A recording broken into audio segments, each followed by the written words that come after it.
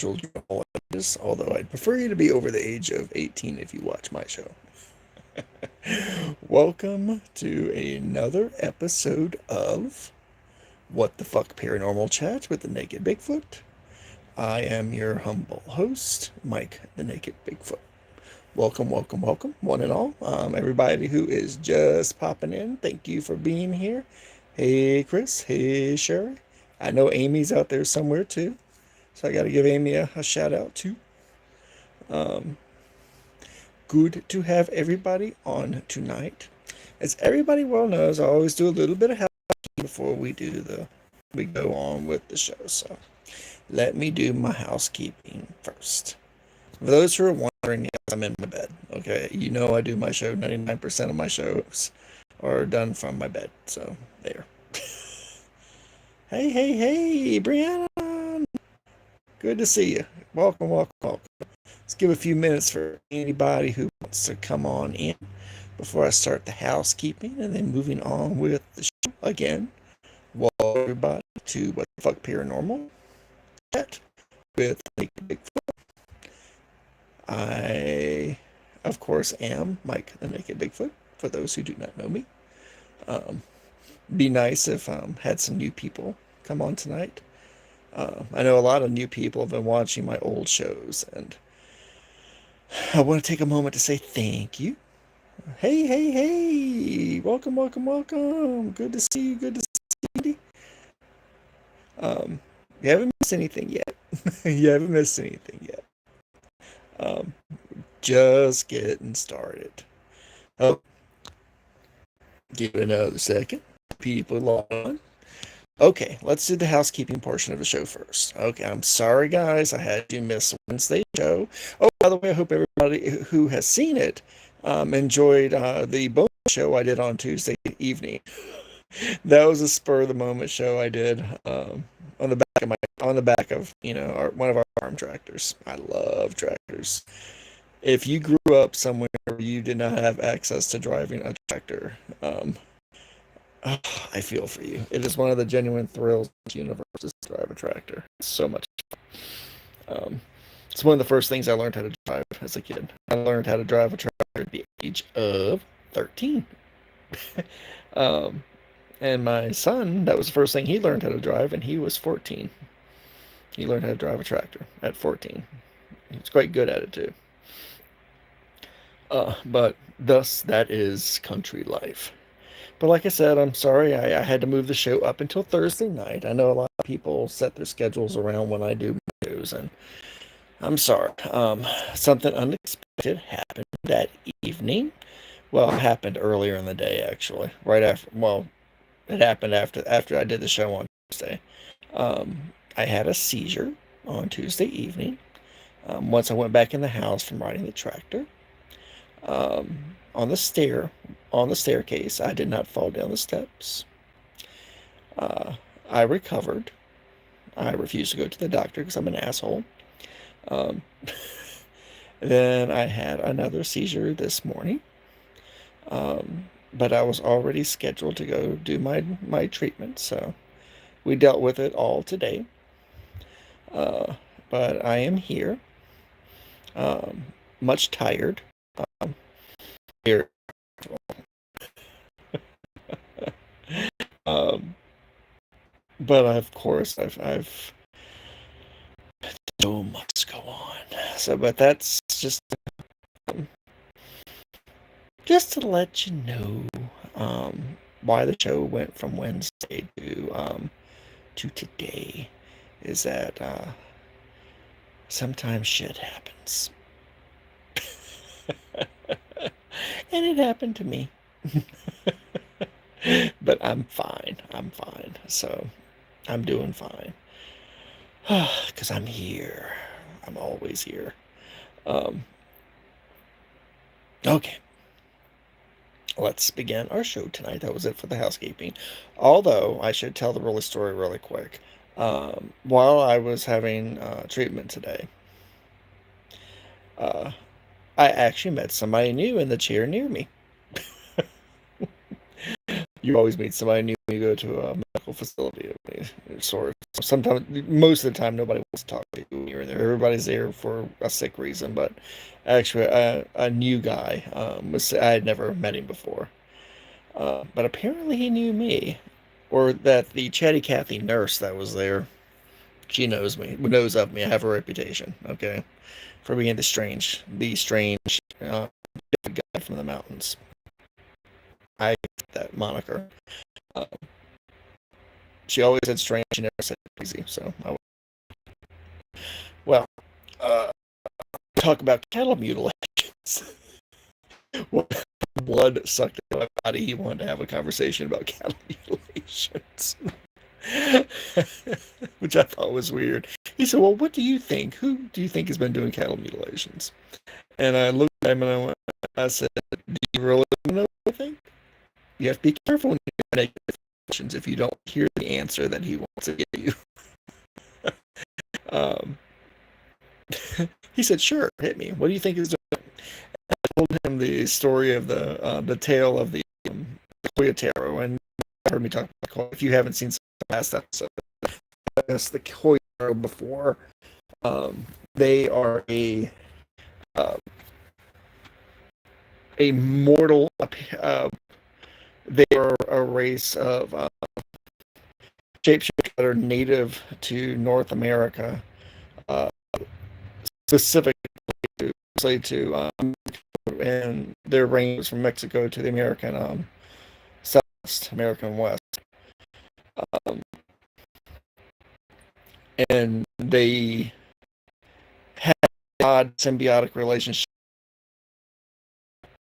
Tribe here. I'm not going to go into detail about it tonight. Telling the story of the Quatero were hunters. They were predators. They were the greatest hunters that you possibly, considered the greatest warriors you could possibly imagine. They were the greatest.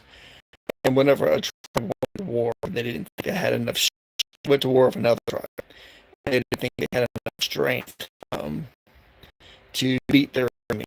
They enlisted the aid of the Koyotero to help, and they had to pay the Koyotero's price. And the Koyotero were famous for they allowed the Koyotero to eat uh, the fallen members of their enemies. So I don't think my internet's bad. um, I don't think it's bad at all, actually. Could be. I don't know. Um, they would be able to do that, but they also had to be paid in animal flesh as well. And the way they fed off of other animals, they would eat people, but when they ate animals, they would draw the blood from the animal, and they would only take specific parts of the animal, but they would never leave any blood behind. And since we're killed by something natural, was the Koyotero, uh, the predators of the natural world would avoid going near any other animal that was killed and fed upon by a Koyotero. So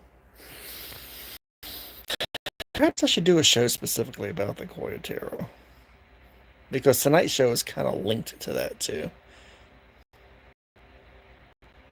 I'll decide that later.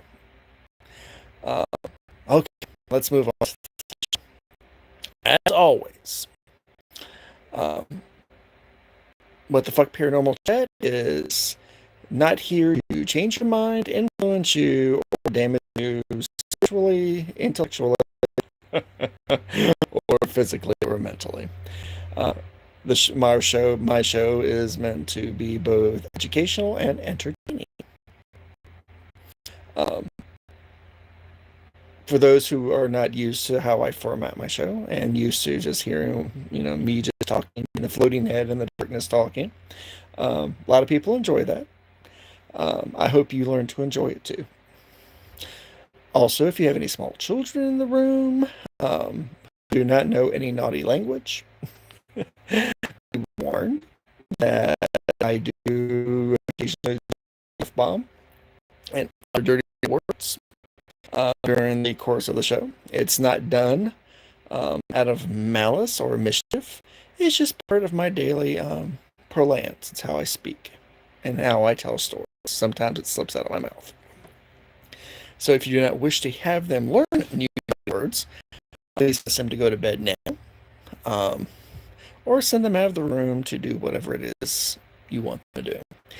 If you are not accustomed to being around bad language yourself, I'm not going to apologize for it, but I do hope you stick around to watch the show, um, and not have my language turn you off and have you turn off the show. Because if you stick around, you might just have a lot of fun and you might learn something too. Um, Again, educational and entertaining. Also, we play a drinking game on our show. Why do I say R? It's just me. It's just me. It's nobody else doing it. Every time you hear me say, that's a story for another day or that's a story for another time, please take a sip of your adult beverage of a choice.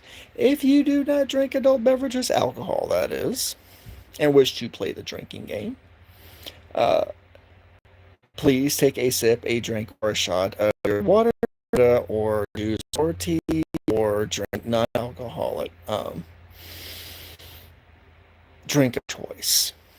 If you are watching the replay of the show, please get your friends together and watch this show and arrange and play the game along with them.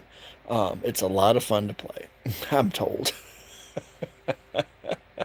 There's not many YouTube shows like mine that has a drinking game associated with the host. Um, so I do hope you enjoy. So let's move on to tonight's topic. As you saw, um, the title of this, the time I spoke to a snake. Um, doesn't that sound a little ominous by itself? Actually, it wasn't. That part wasn't. Well, it was kind of scary. Um, but as you well know, I always go too far story and have to backtrack. So I'm going to try to keep the story on track tonight and try to keep it as linear as possible tonight. I know you guys love it when I wander off subject and talk something completely asshole different. I'm going to try not to do that tonight. Now, I did post this show because I talked about what we're going to be talking about tonight. Was an object that I have. That's part of my paranormal, supernatural, and haunted, cursed object collection. And this is how I obtained that object in question. Some of you may already know what I'm about to talk about tonight, because you saw one of my previous episodes about the stone face. So I ask you, but the thing you know is the origin story of this particular object that I'll be talking about tonight. And this is that origin story. Um, I know I'm being all mysterious and shit. As everybody well knows, early in my life, did a lot of traveling. I was a one-man Scooby-Doo gang. I did a lot of traveling across the United States, Mexico, and sometimes overseas in other countries. Looking for the strange, the odd, the bizarre, the legendary, collecting stories and collecting experiences as I went along. I learned so much from people. Spent a lot of time in the South, Deep South. Spent a ton of time in the American Southwest with various tribes, including the Cherokee. We'll be talking about the Cherokee tonight. Cherokee Nation tonight. Really good people. Uh, the Cherokee. Heavy metal! What's up, dog? Welcome. Um, the medicine chieftains of all the different reservations I visited.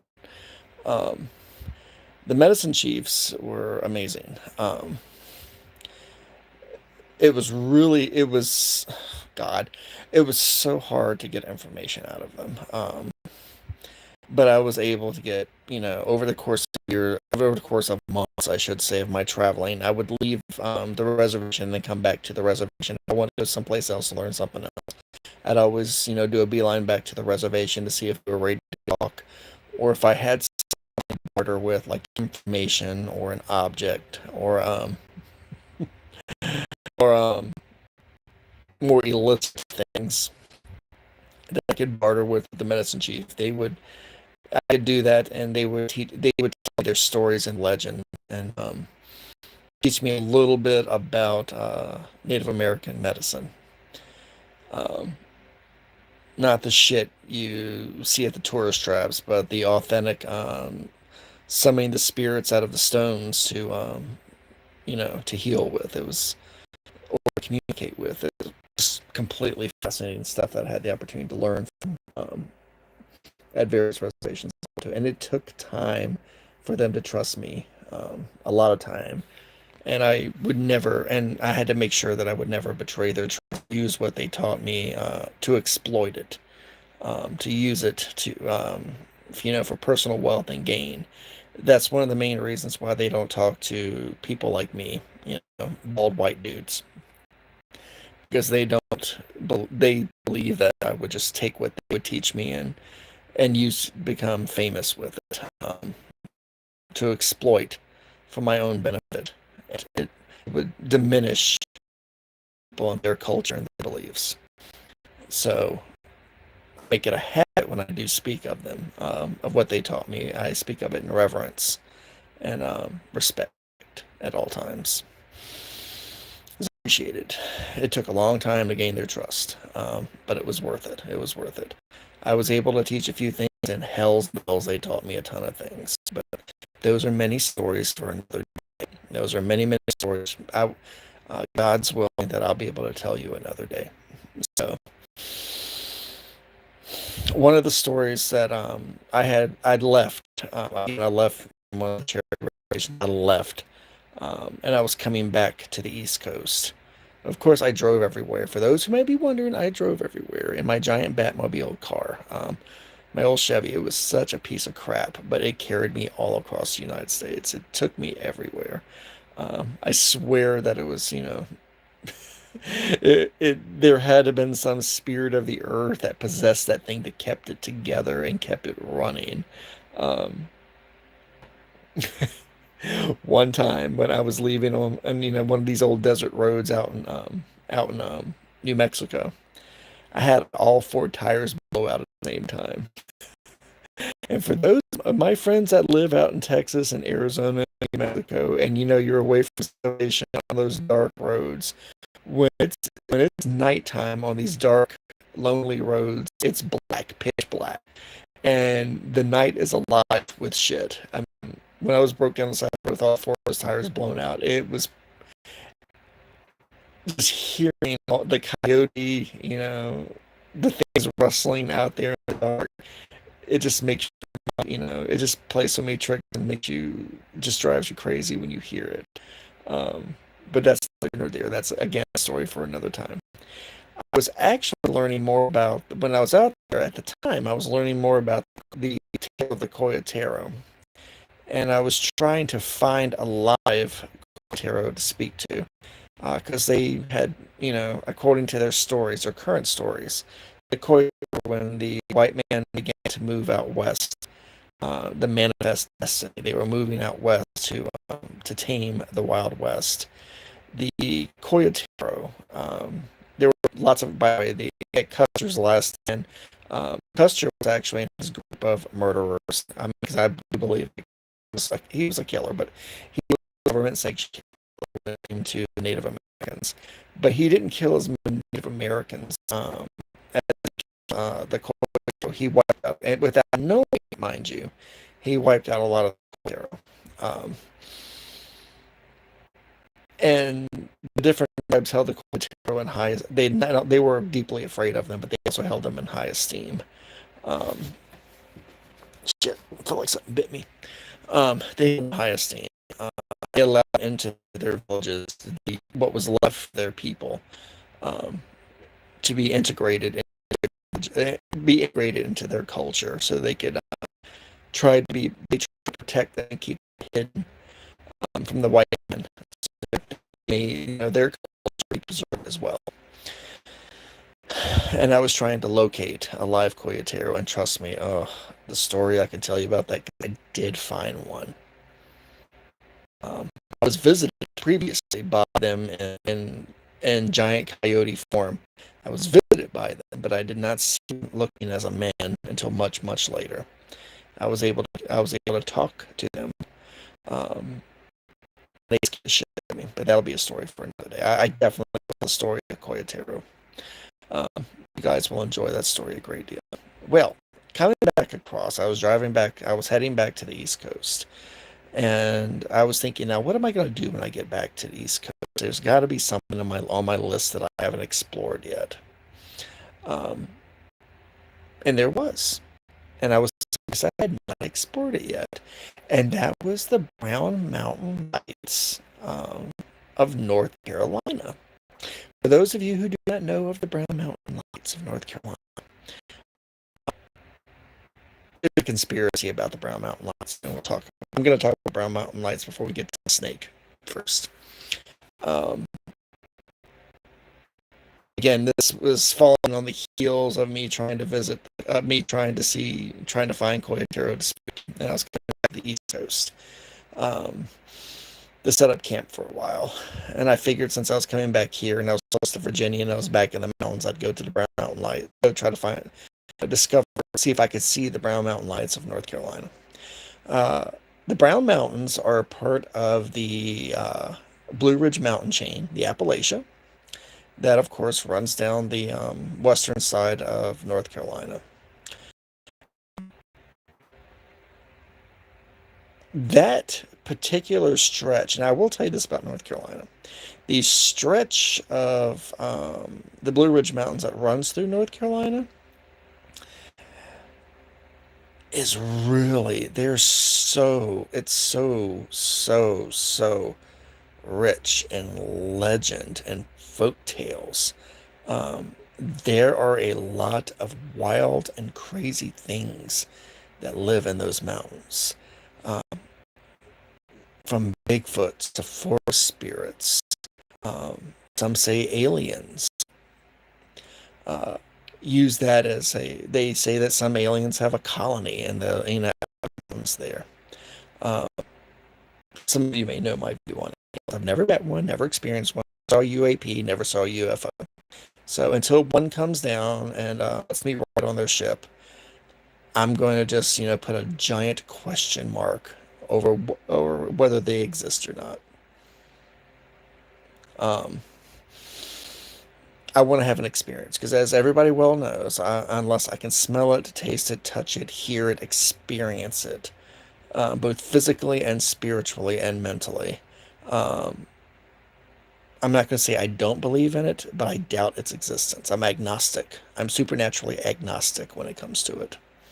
Uh, Take a moment. Let me take a minute to say, hey, hi, strangeness. Hey, hey, hey. Welcome everybody who's on right now. We're starting the story off tonight. So you're coming at a good time. If you want to hear some of the babbling from earlier on, please start it over again. Watch it from the beginning. Try to stay linear in my storytelling tonight. Trying to stay linear. Like I said, some people believe there are aliens there that actually have a colony. The Brown Mountains of North Carolina, which I find fascinating. Well, I go see if I experience the lights. People didn't burn the lights. Well, reporting as in like in newspapers, in different types of print media. People didn't talk about the Mountain Lights, and so people didn't talk about the early 1900s. That people, it was showing up, the Brown Light and the witness and of people that have witnessed the Brown Mountain Lights. The stories were showing up in some of the local papers and other states as well, where people claimed the Brown Mountain Lights. What are the Brown Mountain Lights? Brown Mountain Lights? Again, I can't say Mountain Lights enough. I mean, was going to talk about the Brown Mountain Light. The Brown Mountain Light were supposedly lights here at night, either hovering and flying around the peaks of Brown Mountain, the Brown Mountains, the lights that would be in the forest surrounding the Brown Mountain that would either be stationary or they'd be moving or would disappear and reappear in different locations of that area. Um, so would see them on some of the roads that led around Brown Mountain, up Brown Mountain. The lights would appear behind them on the roads, and it would look like it would be approaching them, and then it would vanish. The light would, like it was there, and then it would appear behind them and continue to go down the road. Um, what I find fascinating about the Brown House, a lot of people they never talked about UFOs at that time. No one talked about tried to equate them at that time. To UFOs. Um, some of the locals would attribute them to a type of mountain spirit, maybe that lived there. Some people would try to write it off as some strange foxfire. Now, at that time, they were beginning to use the electric area of North Carolina. They were using, of course, higher wattage bulbs, so on and so forth. So some people was, you know, lights would appear because we're just installing new light bulbs, higher wattage light bulbs, and more electricity in the air. Um, so it would make some form of light that was electrical based out there. And that's something that you explain away. They got really, really, now this is the federal government. This is the part that gets me. Um, about what the federal government did with the Brown Mountain Lights. The federal government went out of its way uh, to to explain the Brown Mountain Lights in a scientific way. I mean, they went above and beyond um, to explain what the Brown Mountain Lights were. You know, whether they were some form of electricity, they were lights being reflected from the new trains or the new lights being used on trains.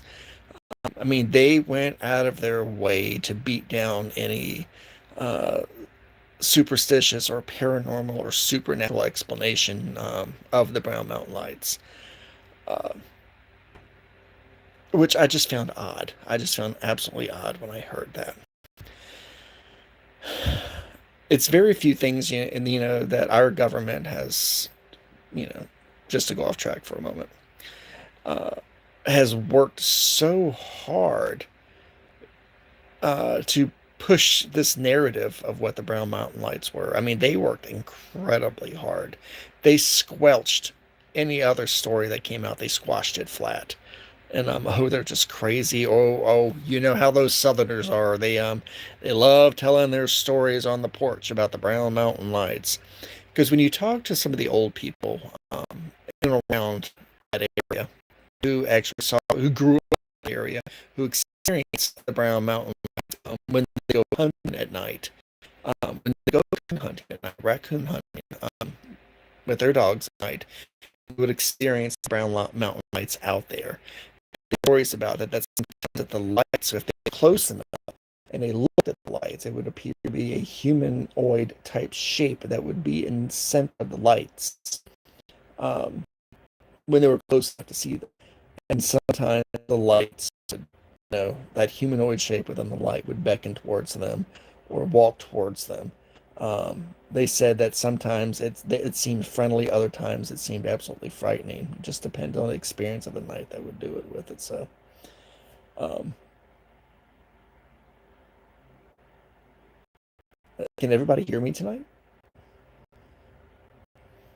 Let me pause for a second. I know people have been bringing up internet issues. Am I coming through okay? I'll pause.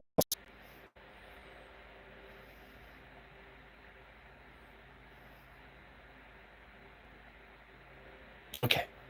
would assume that everybody can still hear me, everybody can still see me, because I can still see myself.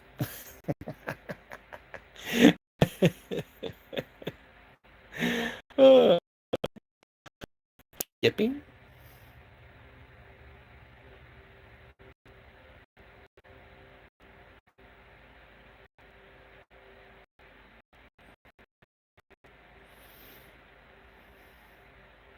Oh wow. Oh wow. Um,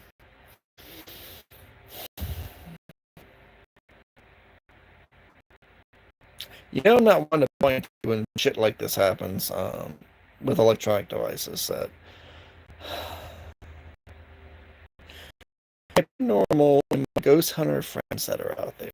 Um, my ghost hunter friends and my ghost investigators out there who rewatch the show, I try to urge you um, to rewatch it and listen for and pay attention to EVPs tonight. Okay?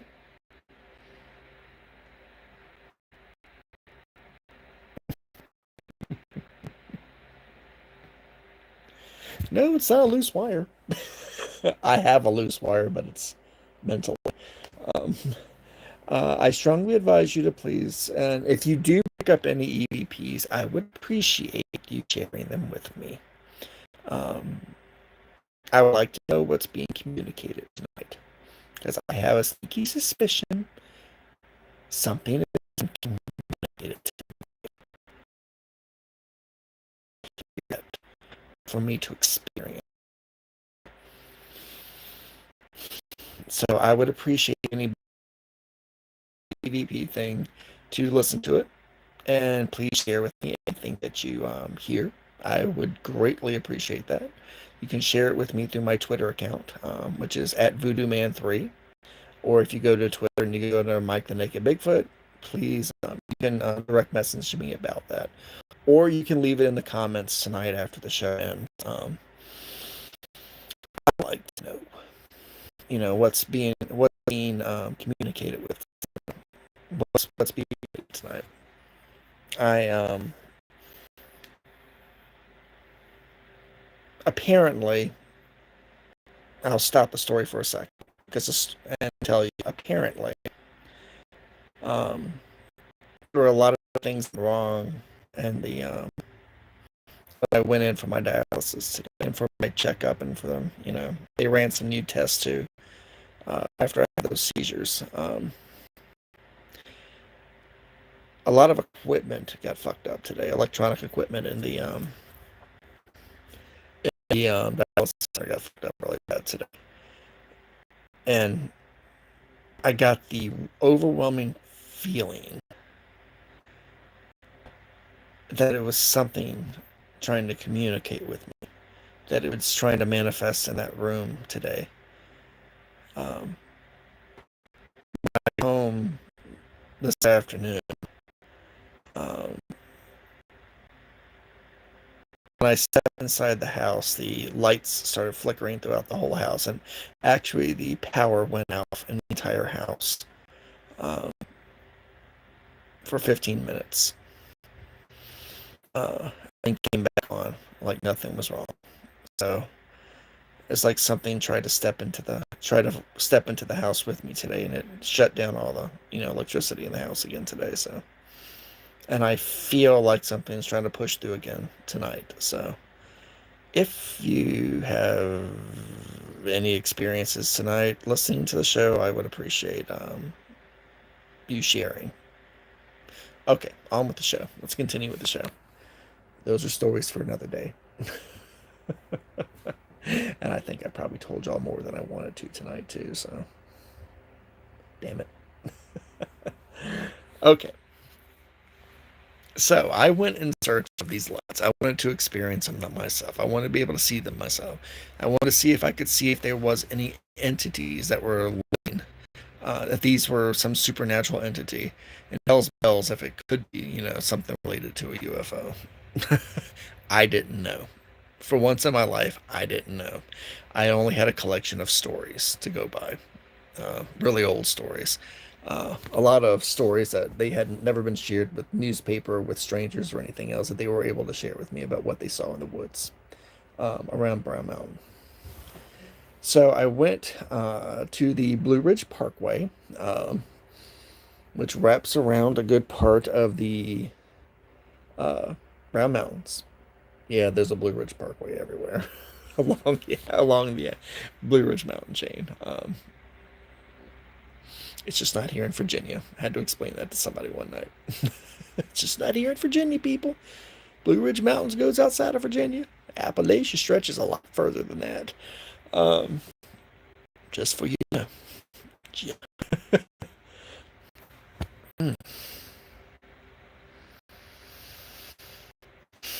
I gotta stop with the jackassery tonight. Okay. Whew. That felt weird. Give me a second, guys. I gotta pull my shit together.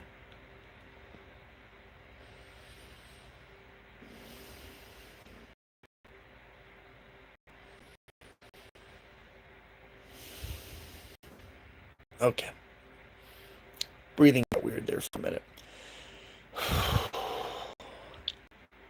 It would be a fucked up mess if I did like pass out tonight with it live. Y'all would enjoy that. I'm not saying you would enjoy it, but it'd be something that never happened before on YouTube, more likely. I might make national news with it. If I survived it, I would love watching myself. Okay, so I went to one of the campsites at the base of Brown Mountains off the Blue Ridge Parkway. Uh, at some of the locations, the locals told me that were good prime locations. Now, the story goes that the best time to view the lights and the most frequent appearance of the lights would always happen in the fall. Well, it happened to be it was first week of October when I managed to get myself to the Brown Mountains. Um, Again, I like to camp in the woods and see it, so I spent 2 nights off the Blue Ridge Parkway at the base of the Brown Mountains. Stayed up all night, slept all day. Um, did not see the lights at all. So I said, well, maybe I'm in a bad location. And I'd heard the stories of a location that wasn't far from where I was at, in a town called Morganton. Morganton, little town, probably bigger now. It still exists. Um, but Morganton is famous for being near a, a natural geological formation known as Table Rock. Table Rock is part of the Blue Ridge Mountain chain, Table Rock, and it looks like you should Google Table Rock, North Carolina. It is a beautiful, beautiful, beautiful outcropping. It literally looks like a table when you look at it. I mean, it's huge. It looks like a table. It's really gorgeous. Um, Not a lot of vegetation. Once you get to the base of it, the vegetation ends, and there's all kinds of stories about, various supernatural and paranormal things happening on top of and around Table Rock outside of Morganton, including seeing lights, much like you would see in the Brown Mountains. So I said, well, maybe I'll have better experience going up there. So I got back in a little vehicle, got back on Blue Ridge Parkway, and drove up to Morganton, near Table Rock, and went to go see Table Rock. Table Rock is really hard. Once you go to Morganton, you're gonna see Table Rock in the distance. Hard as hell to miss. Don't know what it looks like now and how to get around it now because it's been a couple of decades since it's been there, and we know how things grow and change. So, oh,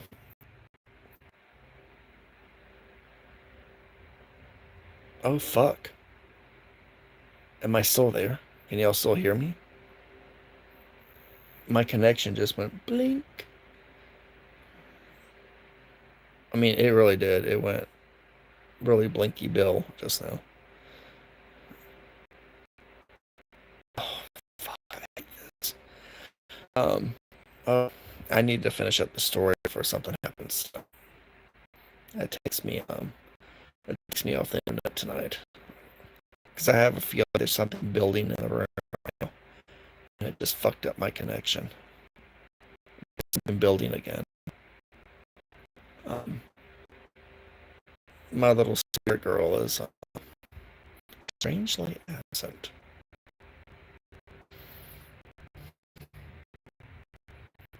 Yeah, something's building tonight. What it is. It's been building the last past couple of days. Big time tonight. Maybe somebody doesn't want me out Table Rock. Don't know. Okay, camped at the base table in the woods, as usual. And there's a one um, when I saw something, it looked like an overly large candle flame in the distance, down one of the trails from where I was camped at. Um, it was bluish, greenish, whitish. It had the shape of a candle flame, and it flickered in and out. It was a good ways on the trail, and it was bigger than a torchlight, bigger than a campfire. Um, it had probably about 6 feet around in the trees, and it was moving through the tree. In kind of the direction at it that night, and I thought, oh, shit, this is probably the Brown Mountain Lights. This has something to do with the Brown Mountain Lights. Um, it was about 100 yards out, and the light came again about 100 yards out from me. Came that close, and then it completely blinked out. It just disappeared, like it was never there. Um, I had the shakes. I wasn't afraid. Um, I did not see anything inside of this giant flame as it was moving to the woods towards me, and it disappeared. And then I started hearing my campfire. It was crackling. I mean, really loud. Um, okay, I'm gonna tell you a quick story about what it sounded like. For those who have ever burned a hornet's nest or a white-faced hornet's nest, or burned out a nest of yellow jackets in the ground, when the bees are flying out, they fly out. This is what it sounded like. A bunch of hornets or a bunch of yellow jackets were flying up through the center of my campfire and popping and crackling as they were coming out. And I could see it like little stars, you know, popping out of my campfire. Naturally, I had no idea what the fuck that was. And my campfire went from a simple, campfire to start popping to where the flames were beginning to rise in the campfire. I mean, they were getting higher and higher. I didn't add any more fuel to the fire. I didn't add any more wood to the fire. There was no wind blowing that night. It was a pretty calm evening. Um, the ground was not wet. It was actually really, really dry. So I knew it wasn't reactive. The wood I used was incredibly, incredibly dry. Wet wood that was making it pop and making that fire raise. It wasn't producing any smoke at one point. The fire stopped producing smoke. It was beginning to rise and that popping. And I was mesmerized by it. I was completely fascinated. I just stood at the campfire as it was. I sat down, of course, flat on my ass. I missed the rock that I meant to sit on. I did flat on my ass. Um, Other side of the campfire, I could see something moving across the ground towards me. I got to my side of the campfire, taller and taller and taller. It wasn't any snake. It was a bull snake. It was a red snake. Now, my friends who live out in the Midwest, Oklahoma, they know what a bull snake is. It's a very large constrictor. Pretty harmless, but really impressive looking. Big, big snake. Um, Strong snake, bull snakes are. But it's a native species that's not found on the East Coast. Now, I had seen a bull snake in my travels. When I was trying to learn more about the Coyotero, I had seen a bull snake uh, out in some of the around some of the reservations. Um, you can find them in some of the reservations that I visited, trying to learn more about the Coyotero. And when I didn't know what the snake was at first. I would ask the local natives, and they would tell me, oh, bull snake. I said, is it poisonous? I said, no, constrictor, very rare bite. They said, this is odd for it to be out and about around people out there. I remembered that part of the conversation I had about the bull snake when I was out west, and it stopped in front of me. It stopped and it coiled up on itself. Big snake. The thing was at least 8 feet long. It was huge, big body, center of its body, huge head on it. And the fire, was behind it, popping and rising behind it. And the snake's head rose up. Um, God, the impression I got of it. When I looked at it, when it raised its head up to look right at me, the first impression, I've got goosebumps thinking about this right now. Uh, impression I got was, this is not a snake. It's not a snake. This is something else. This is not a snake. And it sat for a moment, staring at me, curled in and out, tasting the air, assuming, trying to figure out what I was, I think, or, you know, trying to make me more nervous than I already was. And I heard, it didn't come directly from the snake. It sounded like it was coming from the far behind. Um, it spoke the sound, the word that I heard. I knew something told me it was the voice of the snake coming through the phone. I know that's true. One word, um, trespasser. Now I had to take a second. I've had experience at that point, having many things try to communicate with me in this spiritual world. It's the first time I'd ever had a snake communicate with me in the supernatural and paranormal world. So I looked at it and I went, okay, you're gonna do this. You're not crazy. You're gonna do this. You're gonna talk to the snake because you're not a trespasser. And I looked at it. I am not a trespasser. I'm a visitor.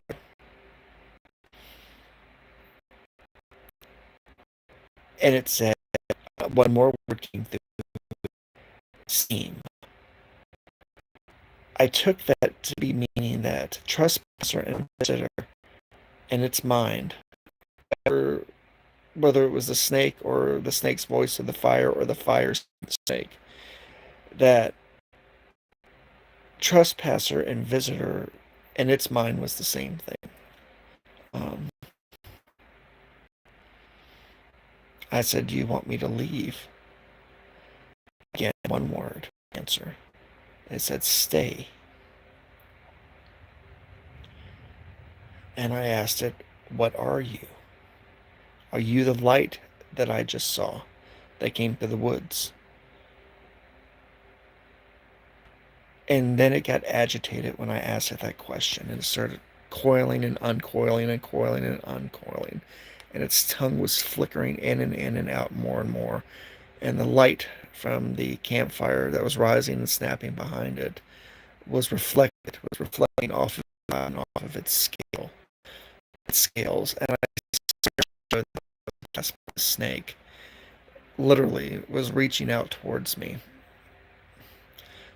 It was getting longer and longer and heading towards me. The shadow from the snake was. The snake was not moving towards me. Its shadow was moving towards me.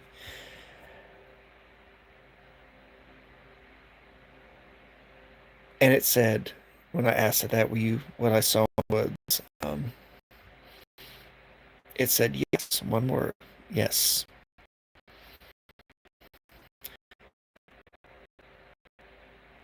And I was stunned.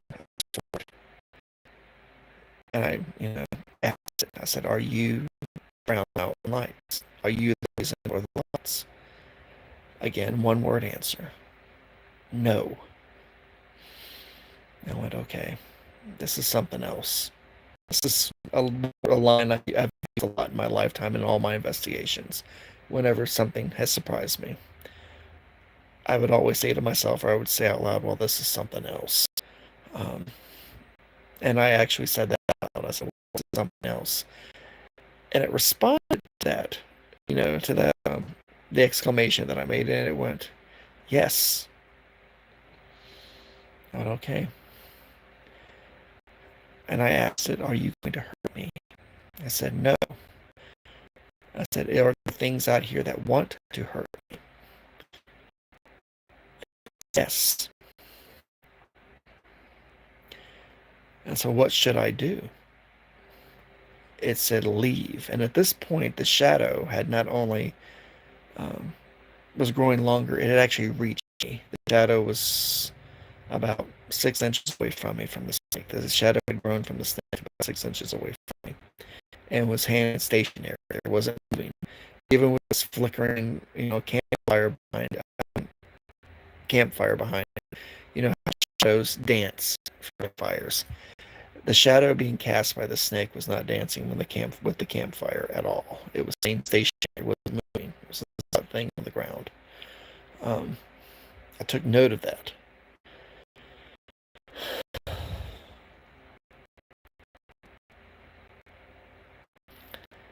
And I said, well, what out here wants to hurt me? And it's land. The land. And it said spirit. And I took that to meaning that it's something about land around me, about Table Rock, especially. Because I had the story of Table Rock. God things, God spirits, and God happenings. People talk about trees talking to people in the woods. Um, things they called it that lived in the trees there. Um, all stories about Table Rock out about certain unusual and scary and dangerous things that live in the woods around. Aside from the fucking talking snake that was in front of me. Um, and I asked it again. I said, well, what should I do? And the voice said, leave. I said, I can't leave tonight. And it said, no. And I said, will I be safe tonight? It said, no. And when it said no, it started again coiling, around itself, moving, undulating around itself, the snake was. And it said, gift. I didn't say anything when it said that. It stopped and it shed its skin. It started pulling its skin off of its body. It was shedding, coming off of its body as it was moving. And as it was shedding its skin, it was moving away from me. It was moving back to the other side of the campfire from where it came and leaving the skin behind. And as it shed the last part of its skin, I heard it say, protection. And it went on the other side of the campfire and went back into the shadows of the wood. And that's when the campfire died down to, back to its normal small size. It stopped crackling oddly. Um, it went from being a 5-foot blaze back down to a normal campfire. Popping and crackling stopped. My eyes and go, did this really, really happen?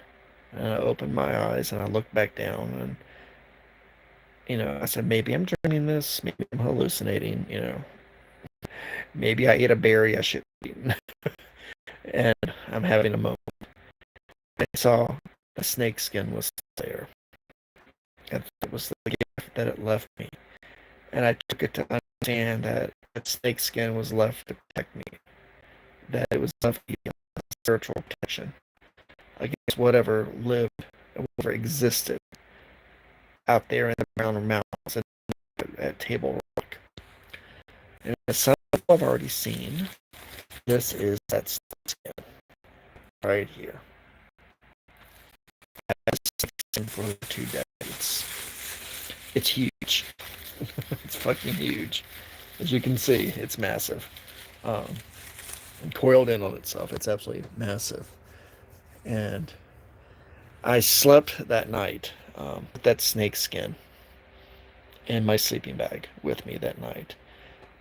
I have to say, I did hear things that night. Things running on 2 legs.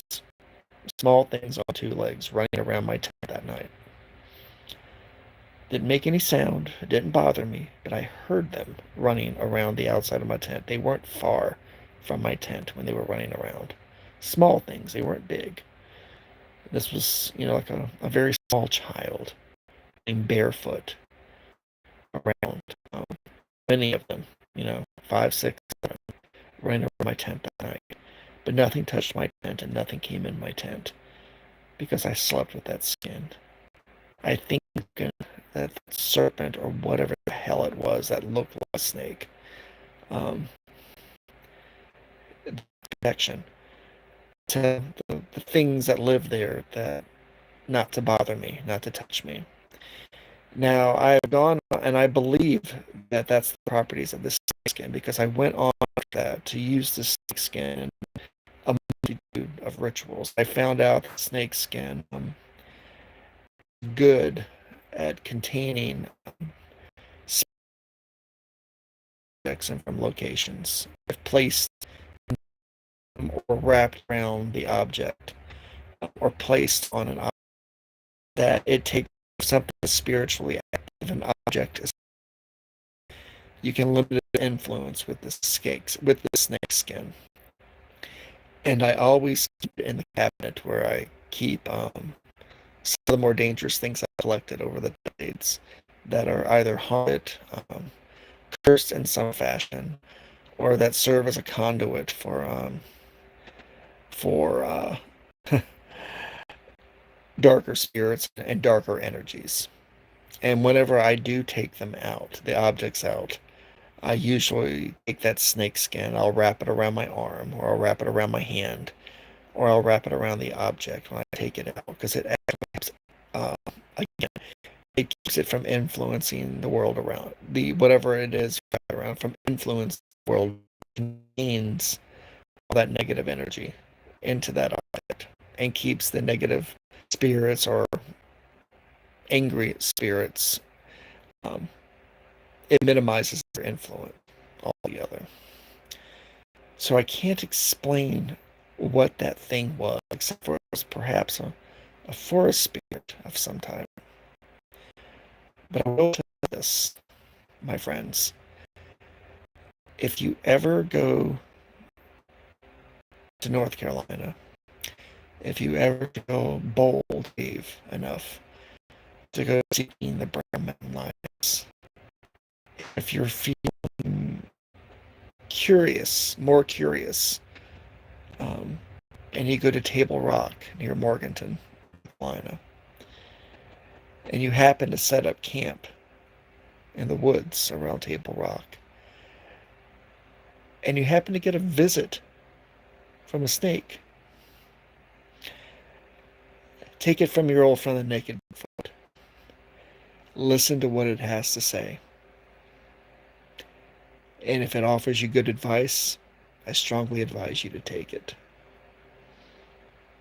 Alrighty, guys. Thank you so much for joining me tonight. I hope you enjoy the show.